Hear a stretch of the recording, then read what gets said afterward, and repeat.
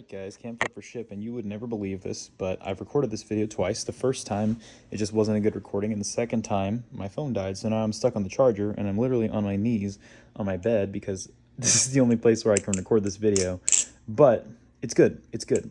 This video is essentially a video just talking about a tutorial for a certain type of trick, and it's not just any trick, it's actually a trick that I don't do it much, but I really like talking about this trick because I feel like it forces people to think about tricks in a different way than they normally do, which is really awesome because for me, my favorite thing about this hobby is teaching tricks and talking about tricks, you know, the theory of them and stuff like that. I mean, I'm not that good of a flipper personally, but I think I can really appreciate a good trick and the ideas behind it and those types of things. So without further ado, let's get into it. I've actually made a video.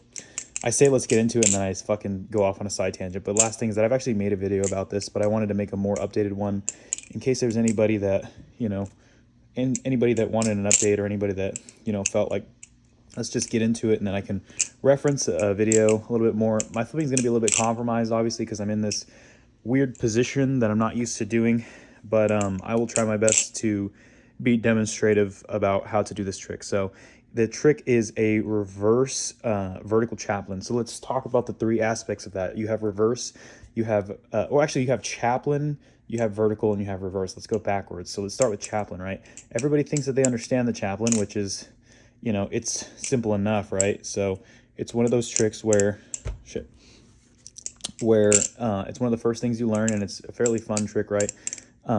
A lot of people, when they think of the chaplin, they think of a circular motion because, I mean, right here, this looks pretty circular, right? But if we break down essentially what is going to be happening in this, if you really look at my hand, and I'll exaggerate my motion, you'll start to see something, which is that the motion is actually side to side. And the reason for that is that when you're doing a chaplin, you're essentially putting force into, you're creating force, and then you're corralling that same force backwards. So if I'm doing a chaplin, I'm doing force and then corral, right? Force and corral. So if I put a little bit of force into it, it corrals itself back around. Force, corrals itself back around, right? And so you're gonna do that, and then you kind of control it back to a place that's safe. And it's the same with all chaplins. So and you can kind of get an idea here of how I'm actually moving side to side. It's almost an oval-like motion. And all chaplins are this way. They're not really circles. And of course, the best people can do them in a circle because, you know, if you flip for so long, you have this, you know, you get pretty good at you know, making your tricks look visually appealing, which is really a whole nother subject because two people can do the same trick and have it look lots of different ways. So that is one thing that is interesting about it. But to not get all too much on a tangent, you're essentially moving side to side, right? And so let's look at this kind of in another way and say, let's move this into a different plane. So you're now going to take it from a plane here, and I'll use my finger as a pointer so that you can see. So my finger is going to point to the direction that the chaplin needs to move, not the direction of corral, but the direction of exertion of force. It's this way, right? You're coming this way and then circling, corralling back, right? So if you're coming from the top, it's like this, right? So now we're going to move into a different plane. We're going to move into the vertical plane. So now I'm pointing downwards, right? So you'll notice that as the direction of the chaplin changes, the direction of the exertion of force changes. And for this chaplin, it's downward. So when you're doing a vertical chaplin, now that we moved into vertical, we did chaplin, now let's look at vertical chaplin. You're going to want to push down with that force, right? And as you can see, if you look from the side, oh shit, it's kind of hard to hold my phone. I'm literally just holding my phone. I don't have any sort of thing to like hold it. I'm doing like a down, almost oval-like motion if you see my hand, right? So now the motion is a little bit changed. And so kind of looking at that, let's take that for reference and say that we know now that the motion will change with each chaplin that we're doing. So let's take that, everything that we've learned so far, and let's move it into that reverse vertical chaplin. It only took me 4.5 minutes to get to the actual fucking trick that you asked for a tutorial for, but sorry, I had to cut the video. But yeah, so now as we move into another plane, let's talk a little bit about it. So you would think that being in this position as we're coming here and we're going to bring the motion this way for a regular, and downward for this vertical chaplain, you'd think that if we rotate, the motion would be up, but you're fighting against gravity. So you have to think that you're going to be moving down as well, but it's just on the opposite side of the rotation. So if I'm in a regular chaplain here and I come into a vertical chaplain, notice how it comes down with gravity and I corral it on the upside, right? So it comes down with gravity, I'm corralling it as it's fighting gravity because I'm gonna let that, I can't put force into it against gravity, right? Because if I try to put a lot of force coming up, that's the first thing that's gonna happen. So it's a similar thing with this reverse chaplain. So now I'm coming here and you think I put force here, right? And you might be able to get away with doing that, but what happened? The same exact thing. So what you're gonna wanna do is as you're coming here, you're gonna think, use gravity to your advantage. So as you come here over the top, right? So now you're coming over the top in this rotation, and then you're gonna push. So push as you come over the top, and that's gonna give you the best momentum coming into it. So you wanna come down right about here, right? Right about here is where you're gonna start that rotation. And that'll kind of secure it for you to make sure that you get it smooth every time, right? And you can kind of practice a little bit. It's a little bit harder because like when you come down, like the number one trick that you're gonna wanna do it for is a shortstop, right? That's like the most that you see people doing this type of chaplain.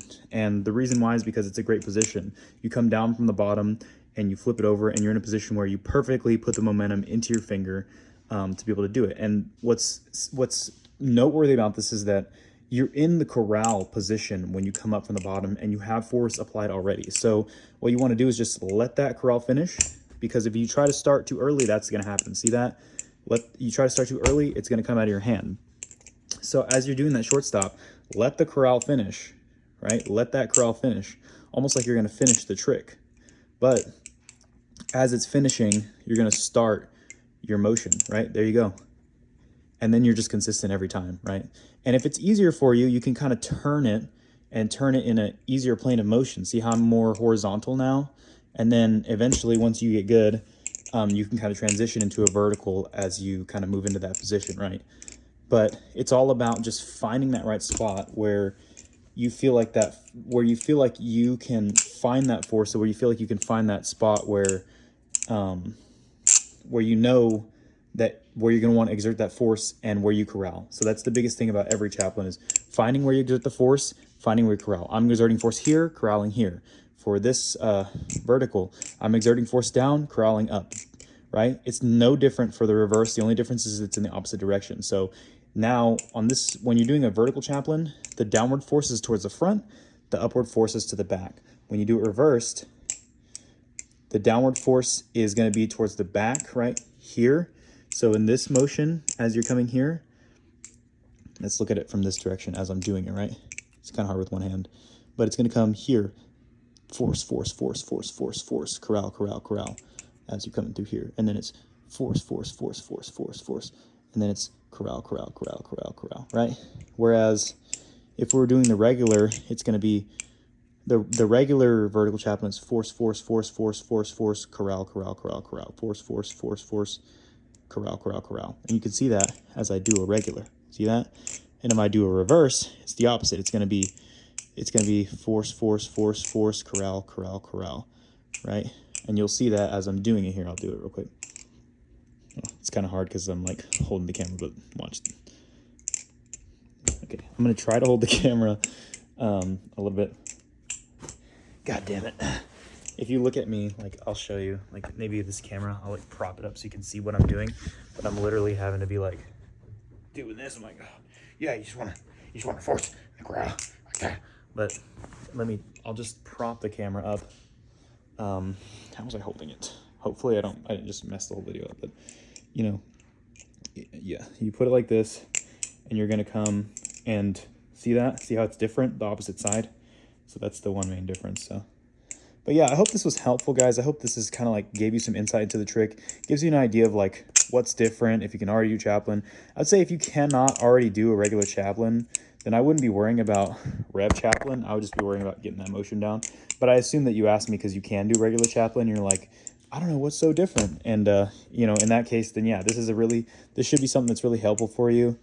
It should be something that, you know, you can use. So let me know if that was a helpful tip. Let me know if it kind of opened up some ideas for you. Let me know if it's something that, you know, didn't help. I mean, just let me know, whatever. But that's all I got for you today.